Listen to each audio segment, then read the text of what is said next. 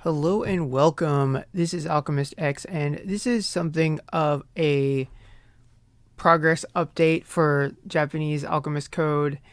I want to talk about Phantom of the Kill a little bit because it is rerunning for another week. There's a good opportunity to get a fully enlightened, like older Potk unit, and also just some of the things about starting as a beginner, especially if you were already a veteran in Global Alchemist Code, because there's a lot going on. I mean, when you're playing catch up with years and years worth of content, it can feel overwhelming at times. So I wanted to share a little bit of insight of that and also talk about some of the differences between the two games, because that can be significant when trying to build up your units as quickly as possible.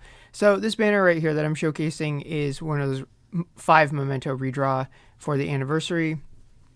Plenty of mementos that I could use, so I decided to give it a shot, especially because it pushed me over the almost 2 thresholds of the gem spent bonus. So definitely did not want that first step because the limiteds on it, aside from Naka's, already had. I'm going to need to get Soul before I can properly utilize his mementos. Mainly what I'm looking for is ones that are for characters that I'm already working on or will work on soon. Or ones like this that give new units, especially Sprite Trio. It's like 3 for 1 and one of the better raid supports. And so this one is almost certainly going to be a keeper, even if the other 4 mementos weren't too great. But D'Artagnan is on my list of units to raise soon because I haven't quite gotten to the point of running the gauntlet of like the event archives and grabbing all of the free units from there. But that is something that I'll be doing soon. Most recently, I was working on Spica and Corvus's Job Plus. Mostly because you can get a free fully enlightened Spica just from as a permanent event. So yeah, next thing I want to jump into is Phantom of the Kill stuff. Okay, so first thing about Phantom of the Kill in JP is that it's going to be a lot quicker and more concise than it would be in Global. For one, it's not bundled with Shinobi Nightmare stuff, so it's like just POTK. You also are not going to find a ridiculously long list of dailies to do with really specific requirements on which enemies count as the kill count in different maps. So that's kind of nice, but on the downside, you're not going to get the rewards for doing those quests, so you won't be able to build up shards as easily. But for certain POTK units, that's not going to matter at all, and we'll take a look at that. So the next thing is going to be the banners themselves, because there are 2 pretty good options. If you are interested in re-rolling, then this week's a very good chance to do it, especially if you're really, really into Phantom of the Kill. So one avenue to do that is going to be the pickup banner. Just choose the one that you want, keep going till you get them, reroll if you run out of gems. Simple as that. The other option you could do is just find the targeted banner if you're into Ragnarok Solomon or Yggdrasil, or what was the other? The other new one that we never got in Global.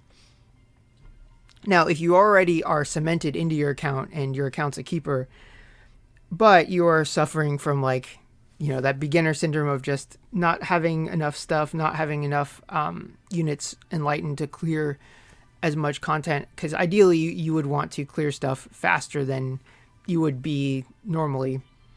So one way to do that would be to take the discount ticket that was given last week, because they didn't give a new one this week, and apply that to this banner right here and use the ticket that they give you on step 1. Then go to the coin shop, and then you'd be able to pick one of the units out. Now it's going to be all like pre-Tiferet units, so just up to the end of the Dark Princesses, who, power-wise are definitely not what they used to, and in some cases were never amazing. But the thing about being a beginner is that you're short on resources. Investing in a unit is going to be a huge commitment at this point, especially because of the scarcity of skip tickets. So just having a unit that is fully enlightened and having the materials provided for you is absolutely a huge thing. And for 500 gems, that is an absolute steal. So not only will you get enough, you can transmute the unit, you can raise them. If you want to save shards for Enlightened Bond, you could potentially use elemental shards to max limit break them. But because you can use them on Enlightened Bond too, it's just kind of, are you paying it forward now or later as far as the elemental shards go? So that doesn't matter too much. The important part is that you get enough shards to fully enlighten them, which is another good thing because in Japan, you can get rewards for maxing all 7 gates of characters. So the more of those, the better in the long run. And so having the materials provided for you is absolutely a great thing to have. So I chose Dark Masamune, partially because of sentimentality, but also because Mono Fire is my first mono element team that I'm working on, and she's great for that. Partially thanks to Melville. I did end up choosing Melville with the selector, and that was a great idea because I absolutely love her. She's great. So yeah, that is all I really have to say about Phantom of the Kill stuff. So next thing, I wanted to go over just some general things about being a beginner in this game coming from global. So there are a few things that I wanted to go over related to being a newer player in JP, especially from the perspective of what being a former veteran of global, because there are going to be some obstacles, some hurdles to overcome. Some of it's just going to be patience, because if you're used to just being able to max out a unit immediately upon getting them, or just having just this massive stockpile of equipment, that's just a thing of the past. And the main difference in that context that I've noticed is the scarcity of skip tickets. Now, Vettel is a perfect encapsulation of all of the pain I face as a beginner, because 1, I have to wait for his Job Plus to rerun, 2, I need to get more shards of him, and then 3, I need to get his jobs mastered, and that's, at this point in the game for me, is a very big commitment. As you can see, I like no magic sword things. Gonna need a ton more, because you gotta do the base job, then you've got to do the enchanted job, plus you need enchanted job coins. I actually burned robots on that like blue memento that gives 2,000 as its as its reward, just because I had plenty of robots and it was like cheaper, like relative like to the AP expended and the time expended to just burn the robots and get the 2,000 coins. As far as regular skip tickets go, it's not too bad, but you do get less of them per day than you would in global. So you can generally farm the shards that you need to farm, and you can work on characters. You just have to keep an eye on your skip tickets and make sure you're not like running a massive deficit. You know, unless they have a multiplier. Like I ran a deficit that put me from like 3,000-ish skip tickets to like a little under 300 because they had a 7 times multiplier, and that was totally worth it. That's the reason I have as many characters jobs mastered as I do.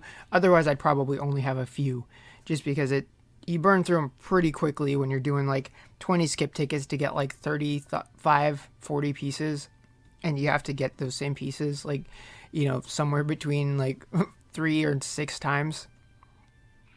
So all I can really say to that is buy all the skip tickets you can, and in the case of event skip tickets, really save them for situations where they are going to be a huge time saver. So aside from that, I wanted to go over what the daily farming materials looks like, because it's a little different than it looked in global, and for the most part, it's all a massive improvement. So for starters, there's just an all-in-one daily farming. This is kind of like the Gold Rush material thing, all those quests that had multiple levels, and you could do them like some of them multiple times a day, some of them just once a day. In this case, they're all combined into one quest that you do once a day. So the rewards for it aren't huge, but they're pretty nice for how quickly you can do the quest. Some of the stuff is exactly the same, like consecrated elements, gear projection, experience. Vision clear is universal, so you get minimum 3% every day. That's very, very nice.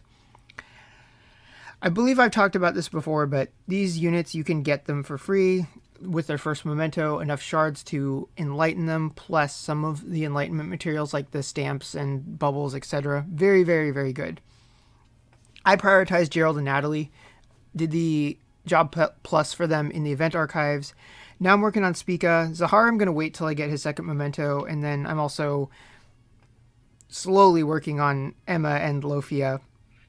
But absolutely great that they just give you those units to help give you something of a running start. A weapon affinity level, that's permanent too, which is really nice.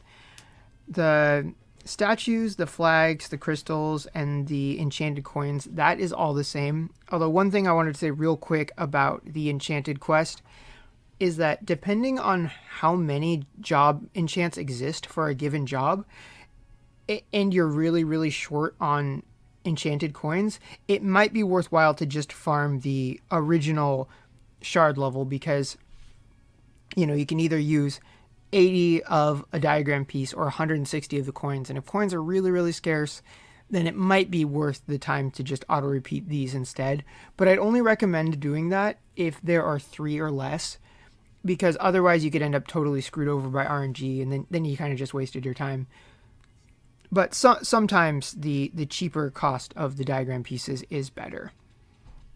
And then lastly, there is a quest that is quite long. It alternates between different things like gear related stuff. Today it's mementos, sometimes it's Zenny.